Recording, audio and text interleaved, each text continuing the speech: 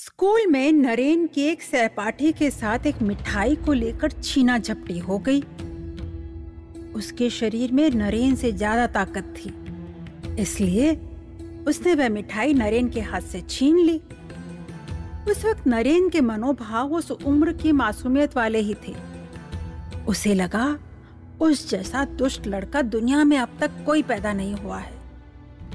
जब वह खुद बड़ा हो जाएगा और उसमें उससे ज्यादा ताकत भर जाएगी, तब वह उसको सबक सिखाएगा और उसे हरा देगा। उसने सोचा वह इतना दुष्ट है कि उसके लिए कोई भी सजा काफी नहीं। उसे तो फांसी दे देनी चाहिए, उसके तो टुकड़े टुकड़े कर देने चाहिए। समय के साथ वे दोनों बड़े हुए और फिर अच्छे दोस्त भी रहे। ऐसी मासूमियत से भरा था नरेंद्र का बचपन। नरेंद्र का बचपन आज के 21वीं सदी के बचपन से बहुत अलग था। आज के एपिसोड विवेकानंद की प्राथमिक शिक्षा में हम सुनेंगे कुछ और मासूमियत भरे किस्से।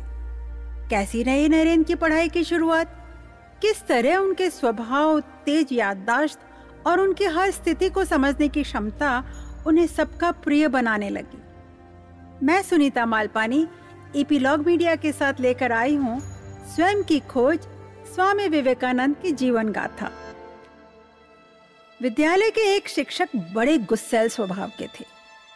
जहाँ आवश्यकता महसूस होती, वे छात्रों को कठोर शारीरिक दंड भी दे दिया करते। एक दिन शिक्षक एक बालक को उसके उद्दंड व्यवहार के लिए पीट रहे थे। तब उनकी उस भाव भंगिमा को देखकर नरेन अपनी हंसी ही नहीं रोक सका, जिसके फलस्वरूप शिक्षक का सारा गुस्सा अब नरेन पर केंद्रित हो गया और उन्हें पीटते पीटते वे कहने लगे, कहो फिर मेरी ओर देखकर नहीं हंसोगे। नरेन के ना कहने पर शिक्षक ने और अधिक पीटना शुरू कर दिया। दोनों हाथ से उनके कान ऐंठकर पकड़कर उन्हें बेंच पर खड़ा कर दिया। इससे नरेन का एक कान छिल गया और खून रिसने लगा। तब भी नरेन इस बात को मानने के लिए सहमत नहीं हुआ कि वह नहीं हंसेगा और क्रोध में भरकर कहने लगा, मेरा कान नहीं ऐंठिए, आप मुझे इस तरह नहीं पीट सकते। मेरी देह पर, शरीर पर हाथ नहीं लगाइएगा।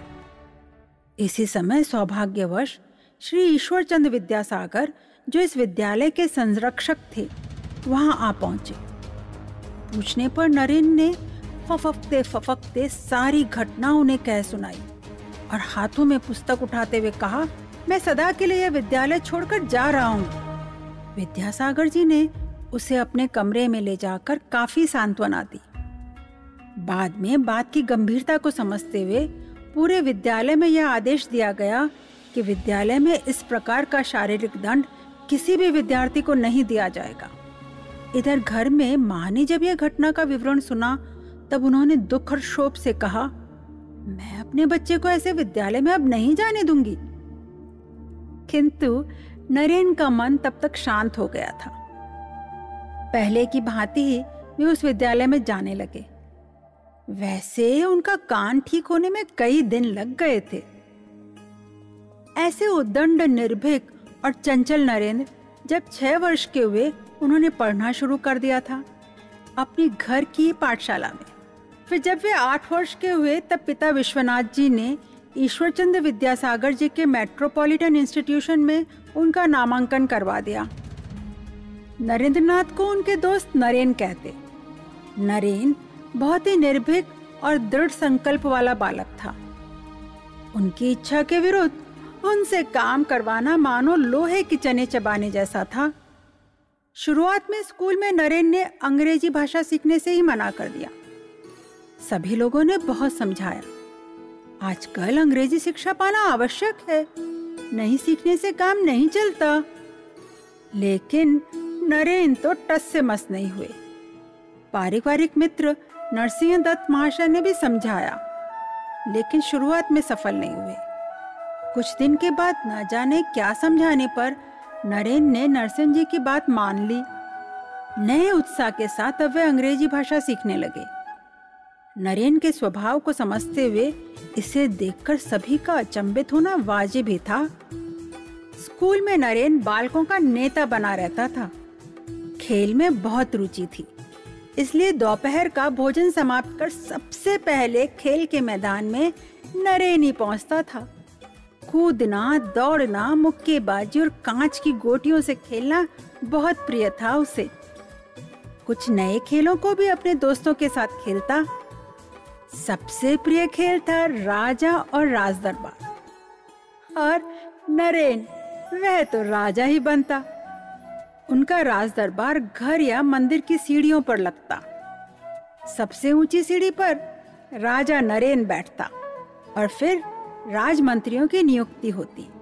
प्रधानमंत्री, सेनापति वे भी बनाए जाते। नियुक्तियां हो जाने पर सभी अपने अपने पद के हिसाब से ऊपर से नीचे सीढ़ियों पर बैठते।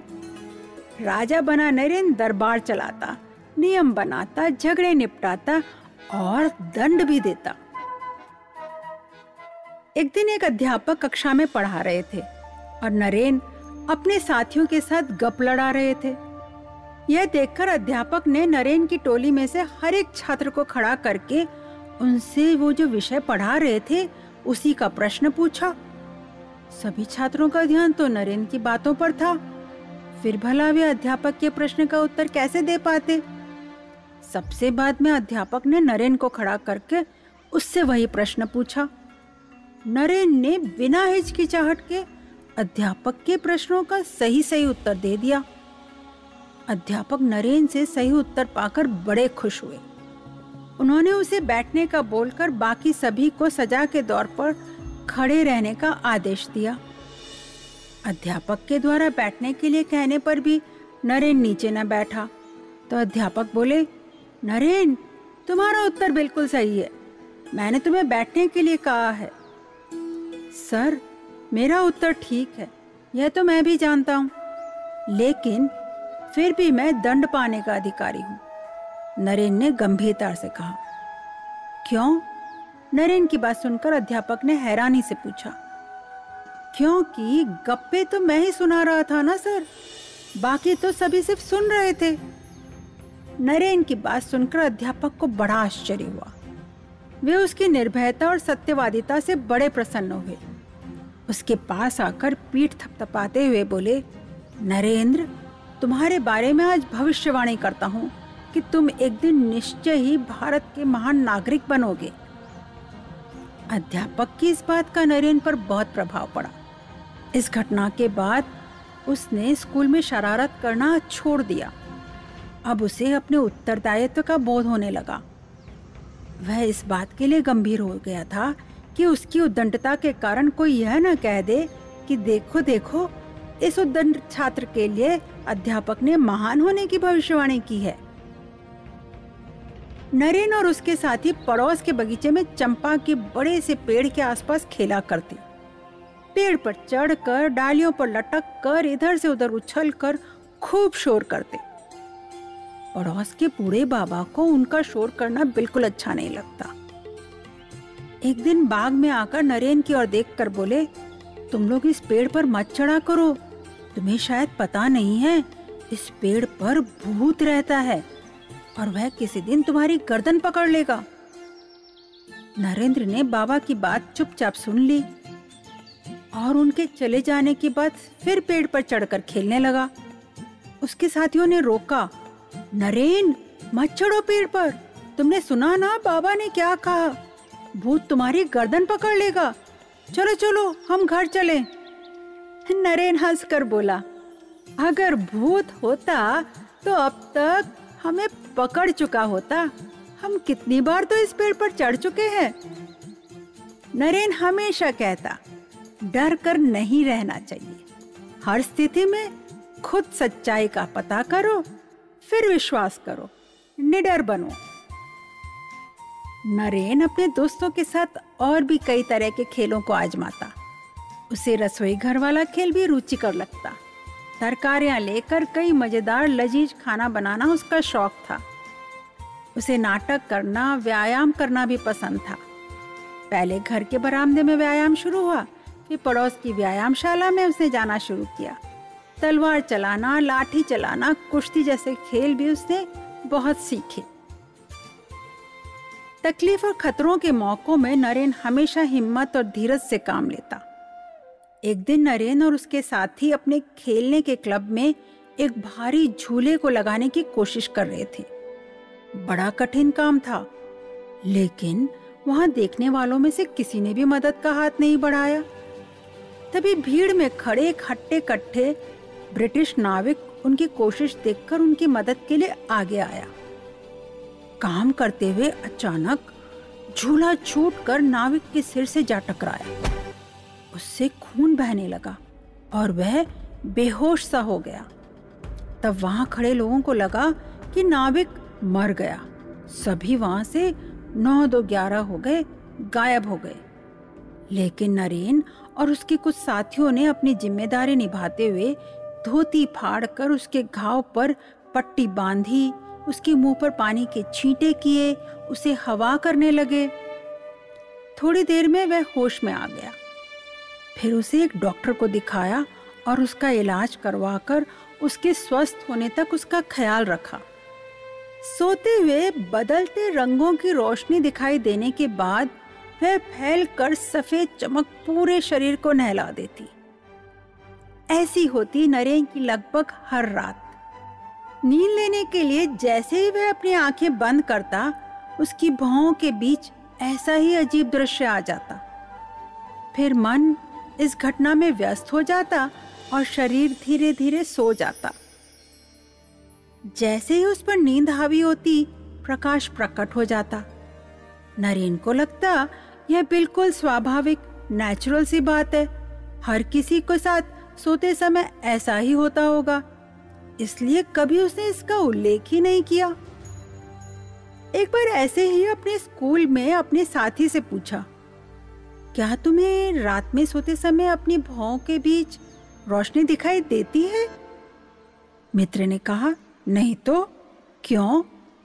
तब नरेन ने कहा, याद करने की कोशिश करो। शायद बिस्तर पर जाते ही तुरंत नींद न आने पर, थोड़ी देर तक सतर्क रहने पर ऐसा दिखता होगा। यह दोस्त तो नरेन को कोई जवाब ना दे सका, लेकिन किसी और ने, किसी खास ने कुछ सालों के बाद नरेन से यही सवाल पूछा, नरेन मेरे बेटे, जब तुम सोने जाते हो क्या तुम्हें रोशनी दिखाई देती है? प्रश्नकर्ता उनके आध्यात्मिक गुरु थे। इस बात की हम पूरी कहानी सुनेंगे, लेकिन कुछ बाद में। बड़ा होने के बाद जब नरेन ने ध्यान अभ्यास शुरू किया, तब आंखें मूंदते ही सबसे पहले वही रोशनी उसके सामने उभर आती और उसी पर अपना चित्त एकाग्र करते। यह रोशनी दिखाई देने वाली बात नरेंद्र के साथ अंत तक बनी रही। हालांकि उनके जीवन के अगले चरण में, उत्तरार्ध में, यह बात इतनी बार नहीं होती थी।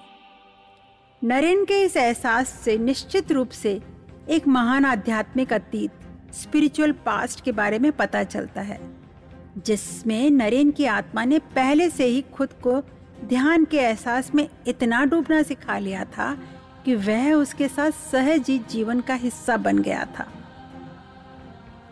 इस तरह के छोटे बड़े किस्से नरेन के बचपन के अद्भुत पहलुओं की, उनके जीवन की मजबूत नींव की झलक देते हैं।